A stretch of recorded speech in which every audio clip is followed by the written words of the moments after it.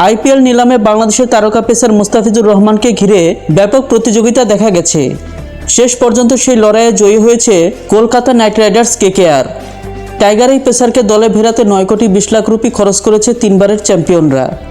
2 কোটি রুপি ভিত্তিমূল্য নিয়ে নিলামে ওঠা মুস্তাফিজুর প্রতি শুরু থেকে আগ্রহ দেখায় দিল্লি ক্যাপিটালস।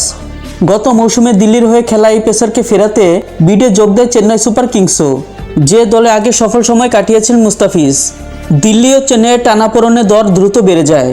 5 কোটি 40 লাখ রুপি পর্যন্ত গিয়ে দিল্লি সরে দাঁড়ালে মনে হচ্ছিল মুস্তাফিজ আবার চেন্নাই শিবিরেই ফিরছেন। তবে ঠিক সেই সময় নিলামে নাটকীয়ভাবে বিডে ঢুকে পড়ে কলকাতা নাইট রাইডার্স। চেন্নাই 7 কোটি রুপি পর্যন্ত দর বাড়ালেও কেকেআর পিছু হটেনি।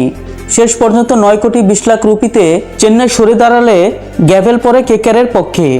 এর মধ্য দিয়ে আইপিএলে নতুন অধ্যায় শুরু হলো মুস্তাফিজুর রহমানের।